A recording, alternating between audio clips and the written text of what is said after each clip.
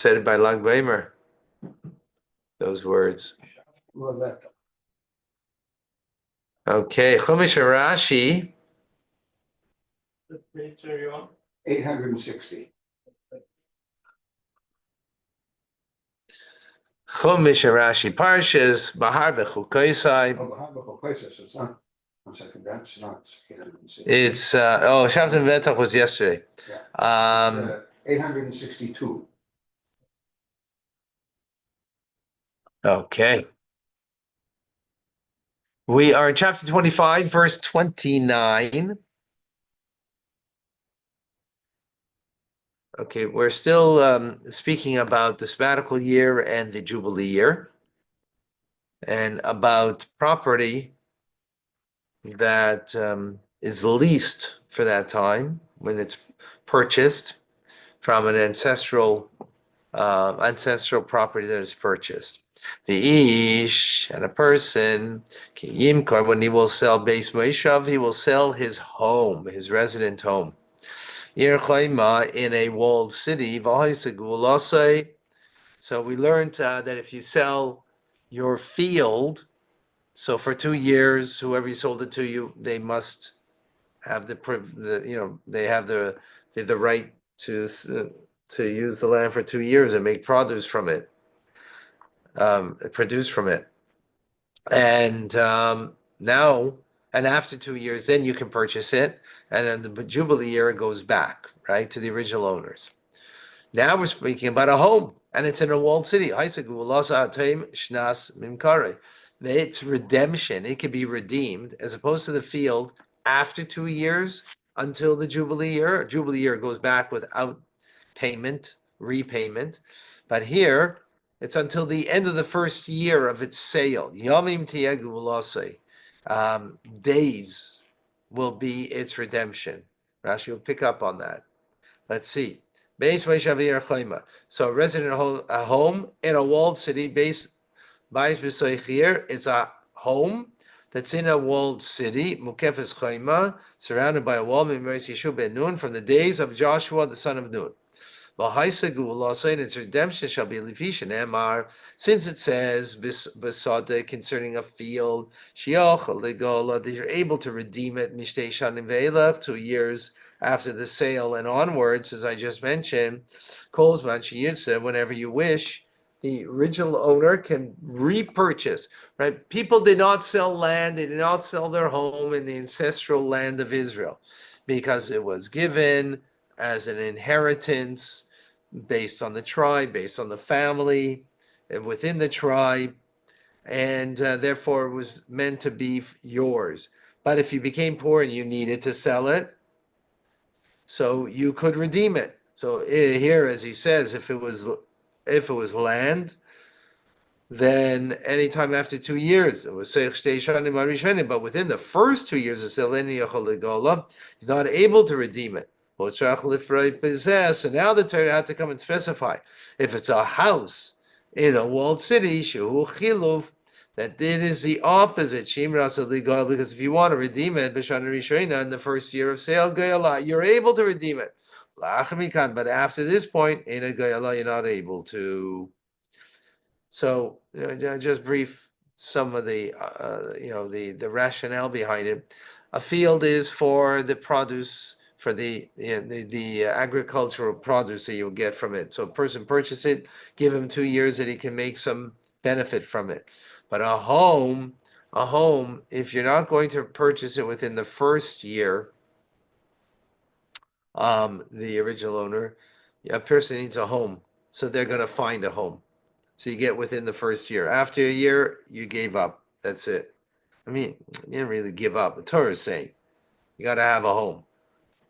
He said, also in its redemption, this home, Yomim, it says days. Yemei Shana Shlema, it means days of a full year. Kurim Yomim means what the word days is over here, right? Because it says at the end of the first year. So does it mean in the middle of the year? Let's say it was you sold it in Kislev. The year starts with Tishrei. So is it now only 10 months, or is it a full year from that day? So since it says the word Yomim, from here we learn that it means a full year day to day. From, if it was the 10th of Kislev, so it would be until the next year, the 9th of Kislev, full year. Teshev and Yomim, let the maiden live with us for days. That was by Yitzchak's wife Rivka, when Eliezer came to take a bride. So it says days. It said first months and then days. So the days meant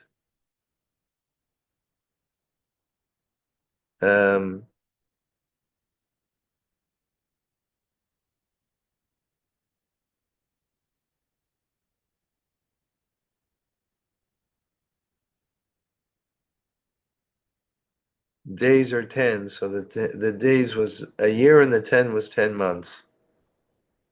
Yeah. Okay.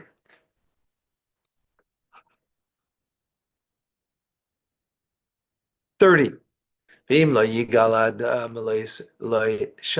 if he will not redeem it with the full, when it becomes full year for him, Tamima, a complete full year, become a bias, I should be years, so it will then, the house will become in the city, Asher Loi, Chaima.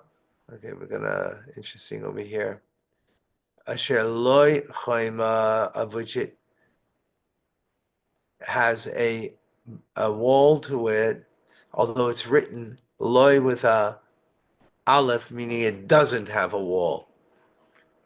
So we'll see a play on the words. It's misu, so it'll be permanent for the purchaser. I say, it will become for generations it will become a purchase throughout generations, and will not go out in the Jubilee year. Rashi, kama bayis litzmisus, thou shall be established for eternity. It goes out of the authority of the seller, and now stands under the authority of the buyer. Okay, so here it's spelled Lamed Aleph, which means no, but it's read Lamed Vav. Loy Karinin, but we read it to it. So I'm going to say so there's a nuance over here, play on the words. Even though it doesn't have a wall at this present time, because it had previously a wall, meaning in times of Yeshua ben Nun, it had a wall. It is considered a walled city. So in other words, Yesh Loi with a Vav, it has a wall, but at the same time, it doesn't have a wall. So does it have a wall or not? Well, now it doesn't have a wall, but it did have a wall at the time of Yeshua ben Nun. So this is in reference to such a home. Yeah, the Nekeva here, and the word ear is a feminine term, and that's why it says law. Oh, it should have said law rather than loy.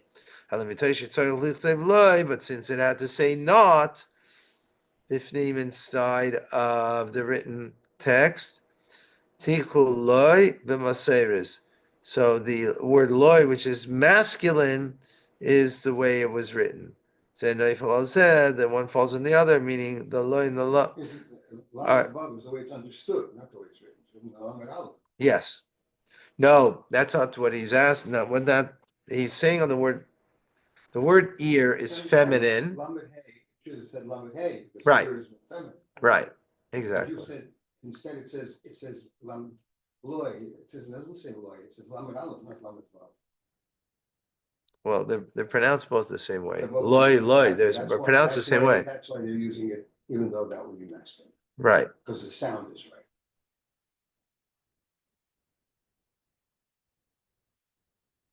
Right. Because they have the same pronunciation. Yeah.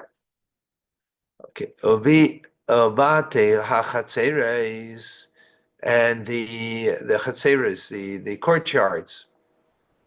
How's it? It says in open cities over here. Okay, Asher ein lahem choy. Oh, sorry, ein lahem choy, but they do not have a wall. Saviv alasada haaretz around the field of the land. Yechashiv geula. It should be allowed redemption. Tiyaloi beyovel yetze, and in the yovel it will go out. So we're talking about over here now, a home, but it's not a walled city. A walled city only had homes; it didn't have fields around it, right? This has a home and a walled and property for agriculture. So it's a different reality, right? So in this, it will go up by the Jubilee year. Returned, yes. Returned to the original owners. What happened, just generally, how did all of this disappear? You know, it's not, none of this is in our time is followed, right? Well, because the people are not living with their tribes. This was right. What would happen if someone, let's say, a woman married a man from, a woman from Yehuda married a man from Shimon, right? Well, I mean that originally they didn't. They couldn't marry, right? They couldn't marry. They couldn't marry outside of their tribe. We did anyway, we did marry. No, then it became mutter to do it. Then it was hutra, right? That's one of And the. then that knocked off all of this, took away all of this. I think maybe at the same time, because then if the marriage, then you could have different places of living, right? Because then you could mix amongst others and not be just with your ancestral tribe and your ancestral land. I think it was at the same time. I'm not 100% certain. So the Yovel year then no longer with the possession reverts.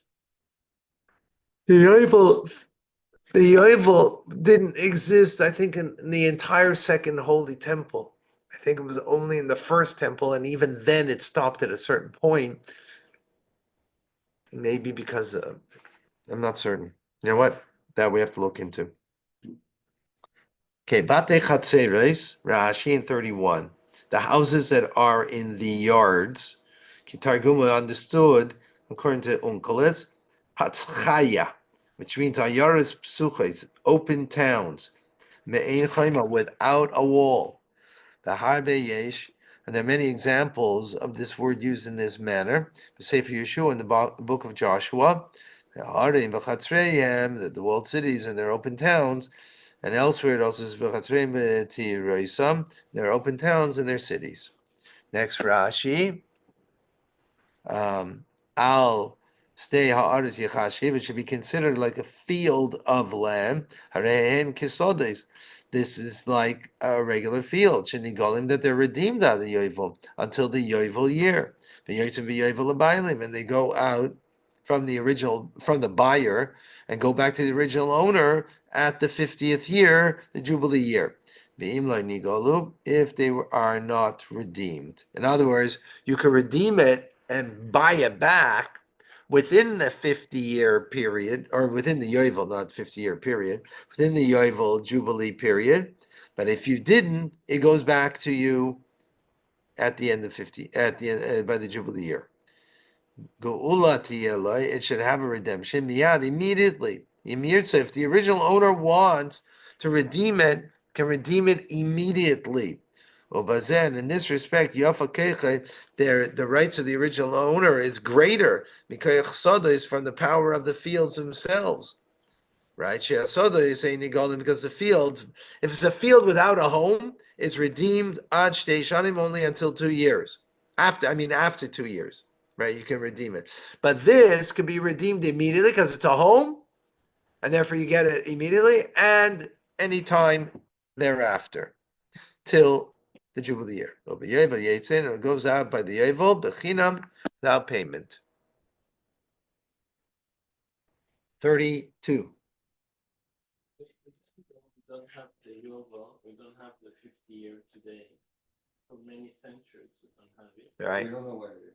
We can see historically that there is a great event every 50 years. You have 1917. Okay, I'm sorry, I have to interrupt because we have Chumash and Rashi, and if we have time afterwards, we can go into history and stuff. Because I just realized that I want to make sure we finish this, okay? But I'm interested after we get this done. Bare Alavim. Now, concerning the cities of the Levites, Bate Ir Achuzasam, the Bate Ir, the homes of the city that is their property.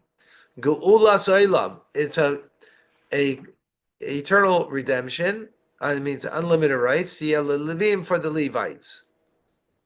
Okay, let's see Rashi in 32. The cities of the Levites are a year.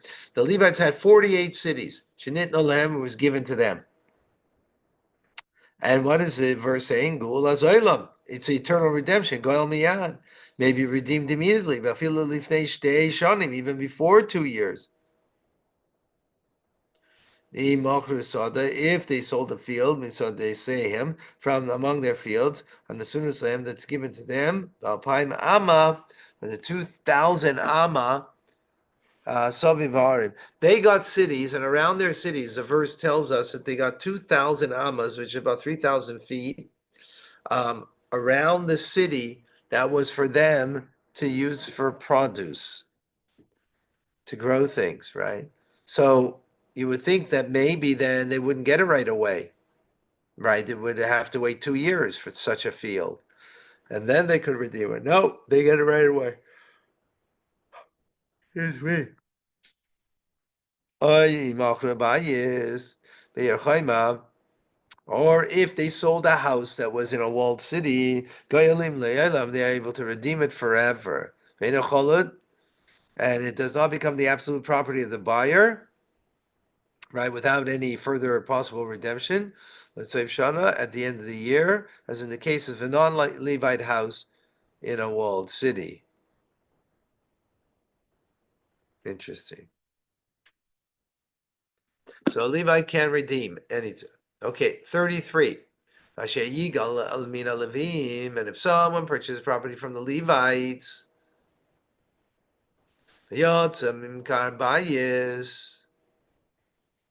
and will leave the possession of a sale of the home, a city of their possession, meaning those 48 cities. But Yovel, it will go out by the Yovel, by the Jubilee. Why? Kibate Ariel Levim here. Because these are homes of the cities of the Levites. Achuzosam is their possession. B'nei Israel amongst the Jewish people. In other words, they get a special status that they can redeem it at any time. Okay, Vasher Yigal Levim. Huh? They have much less significant property rights otherwise, that's why. Right. They don't have property of their own, only cities. Right. Well, even the fields outside of the cities, but those are, that's insignificant. It's an insignificant amount compared to what the tribes got. Right. And if you will buy from the Levites, so the word yigal over here, right, it means usually gula, redeem. But in this context, it means to acquire the bias, a year, or a house in the city, mayhem from them. It will go out in the Jubilee year. Bias, or shall ear, the sale of the house or of in the city. Yashuv the Levi, it will return to the Levite who sold it, and it will not become absolute property of the buyer after the year, even though it's a home. Like other houses that belong to the regular Israelite, non-Levites, that after a year they could not redeem it anymore, their home in a walled city. And this word gayala, as I mentioned, means selling rather than the word redemption. Right? That's how the first explanation Rashi say. Davar acher, but he now gives an alternative explanation. Vishan Emar, since it said in the preceding verse, "Gulas elam tia levim," the Levites have an eternal redemption. Yochel, one might think, that the verse spoke only on behalf of the Israelite, non-Levim buyer.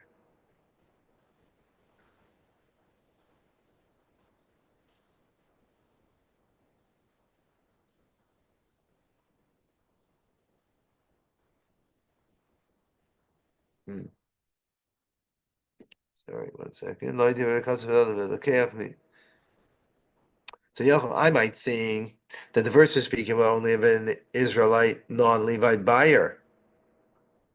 Shekona Bayis Bir Levim, that he purchased a house in the city of the Levites. Of a Levi, Shekona Levi. How about if a Levi bought from another Levi? Yecholut, then it should be his absolute property if he didn't redeem it within the year. Talmud Leimer, but the verse says otherwise. Asher Yigal Mina Levim, that one will redeem it from the Levites. Afa Goyal, even a Levite who redeems Miliad Levi from the hand of a fellow Levite, Goyal Gula Selam, may redeem with the right of eternal redemption.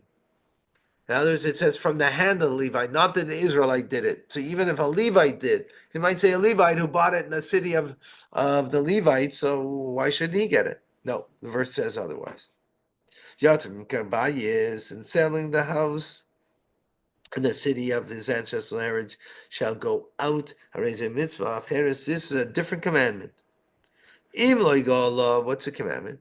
That if the Levite did not redeem his home, it's going to go out in the Yovel year, and it all becomes absolute property of the buyer. Let's say Shana at the end of the year. Shiva shall Israel, as does the house of an Israelite non-Levite.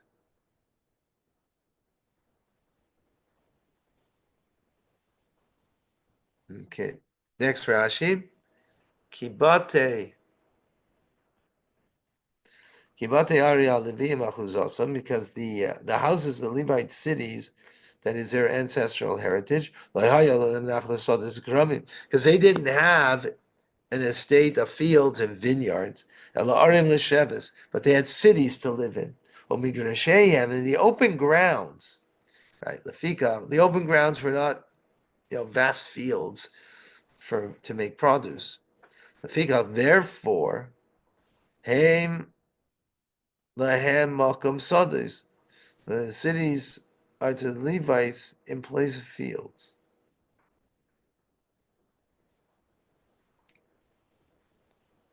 V'yeshlem gulas kesadis, and they have redemption like fields. They should like tufgad nachalosim mehem, in order that the estate should not be revoked from them. Okay, 34. The same English harehem lo yimocher kiachuz zaylam hu lahem. Now this day means the field that is migrash arehem, in the open areas of their cities. Lo yimocher. The Levites cities cannot be sold. Why? Because it's for the Levites an eternal inheritance. So I'm not clear over here. Well, this is just a surrounding area. Now, there's a home you could sell, but the surrounding area to the cities, that they could not sell. So the field around, the field that's open land around the cities, not to be sold. Malchar Gizbar, the sale of the treasure of the base of Hamikdash, Shim Ekdish Bein Levi, it's a Dehu. For if a Levite consecrated his field, Veloigolan did not redeem it, Malchar Gizbar, then the treasure of the base of Hamikdash sold it, because the treasury of the base of Hamikdash doesn't need land, it needs money, right? Because it needs it for sacrifices. Land that it has no value for them. It doesn't go into the possession of the Kohanim in the Jubilee year, Israel, as it states regarding the Israelites, that is non-Levites.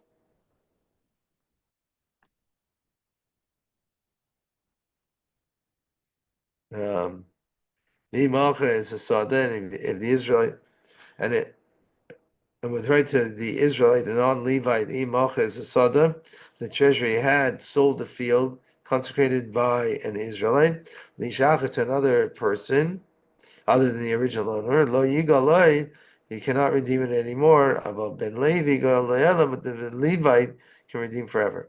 So, what happens after the 50 years and there's no buyer and it's not returned to the original owners? Right. But in a regular instance, I don't get that. When would that be? You get that?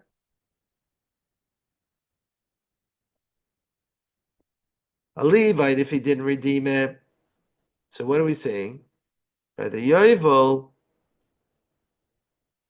so it's going back to the Levite.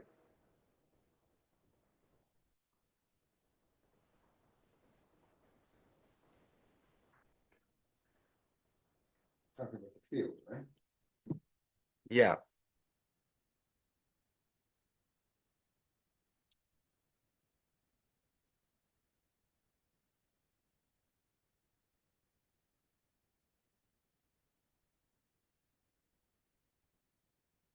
Not good. I could clear this. I have to look it up further, but I want to finish off over here.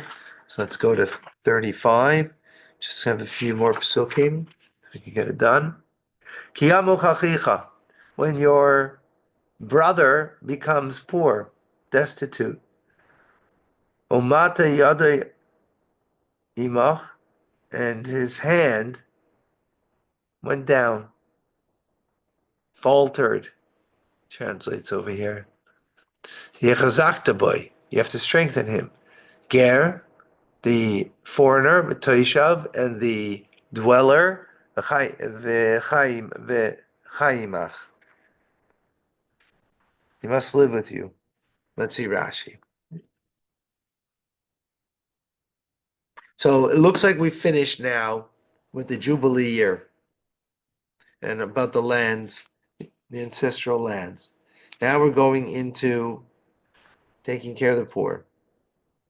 So Rashi in 35, that you shall hold onto him, meaning strengthen him. Don't allow him to fall, to falter.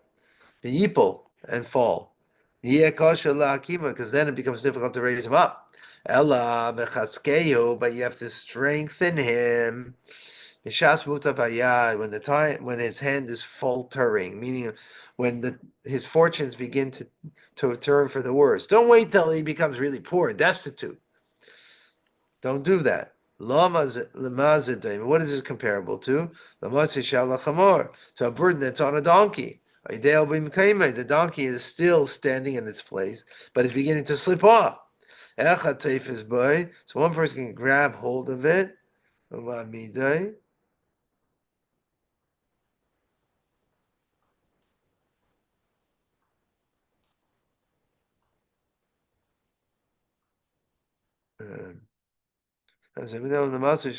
a burden on the donkey. Is still standing in its place. So one person can grab, hold on to it, and set it in its place. And if it's laretz, once it's fallen on the ground, though, this donkey, so 5 people can't pick up the donkey, right? The load. The load, yeah. Well, the load and the donkey, I guess, probably both. Right, because he still means the donkey fell with the load on it, right? I think that's what it means. I think the point being, don't wait till the poor he becomes destitute, and then so many people need to help. Wait, when already he's faltering, be there. Give a Toshav, a ger, a foreigner, and a resident, Afim who ger, even if he's a convert or a Toshav or a resident, there's a Toshav. What is a resident? Kol shekivol alav, any non-Jew except it upon himself, shall allow not to worship idolatry, and eats unslaughtered animals.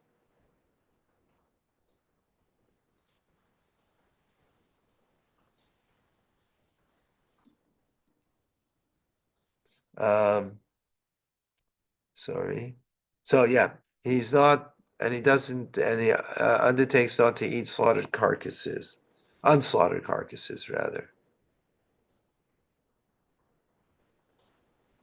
So the ger is a complete convert, and the resident is a ger teishav, which means someone who took upon themselves the 7 mitzvahs, b'nei noyach. Okay, 36. Al tikach mi'itai. Don't take from him neshech. Neshech, interest. Besarbis. Another term for interest. V'yareza me'alekecha, and you should have fear of your God. V'chai yichicha imach, and your brother shall live with you. So neshech, Rashi, interest. Tarbis, another word for that would be maybe increase. Chad Shavninu Rabbanan. The sages considered them to be the same idea. Lama love Lama. So why is it repeated? It's the same idea. To give you transgression of 2 negative commandments, not just one, if you charge interest.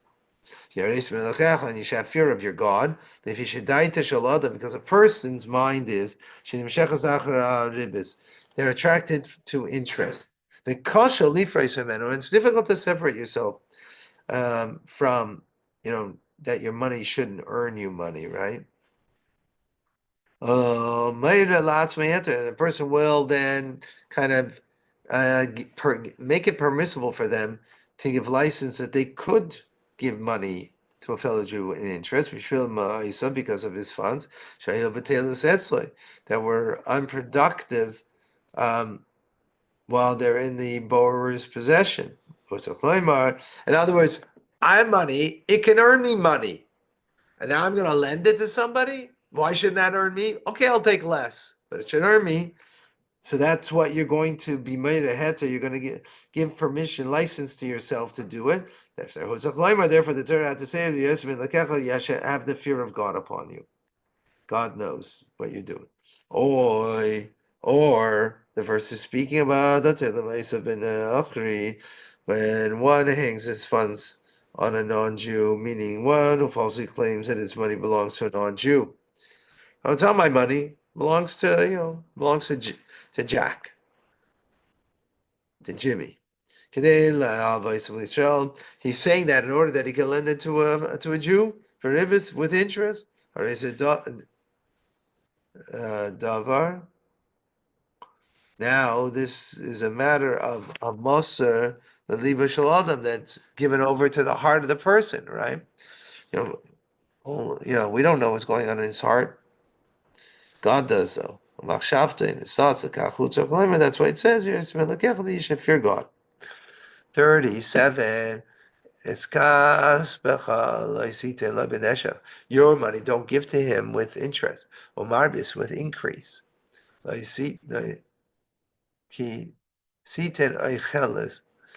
Because you must not give him your food on the condition of being paid back with interest. Final pasuk: Ani Hashem Elokeichem, I am Hashem your God. Asher etzeisi eschem meretz return. That I've taken you out of Egypt. L'seisachem es eretz Canaan, to give you the land of Canaan, the Canaanites. Li yesachem Elokim, to be for you a God. Rashi, Asher etzeisi, that I've taken you out. Ve'ivchanti, and I've distinguished you between the firstborn, the sheina bechor, and one who is not a firstborn. So meaning, I already know who's the firstborn. I know how to make distinction. So therefore, I will also know. I'll also know of an exact punishment. Someone who lends money with interest, Israel to a fellow Jew, beribis with interest. Let's say him.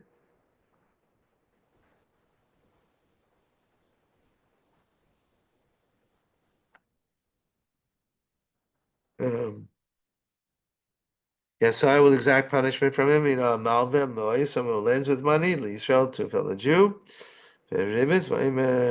Shel Nachriim, and he claims that it doesn't belong to him, but to the non-Jew. The alternative explanation is Asher is coming to time.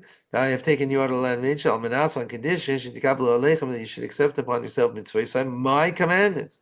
Even if they're difficult upon you, you need to accept them. That's why I took you out. Lastly, to give to you the land of Canaan, b'schar, as a reward. So you say that you're accepting my commandments.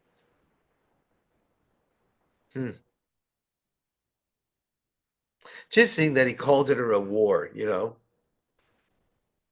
I guess that's, isn't it the place where you have to do the commandments? Because that's where you have all the commandments could be fulfilled.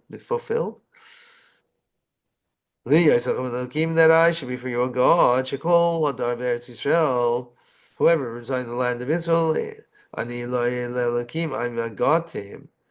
And anybody who leaves God, well, even if it is like one who serves idolatry. Was Rashi ever in Israel? Huh? Rashi ever in Israel? No. Rashi was never in Israel. Only in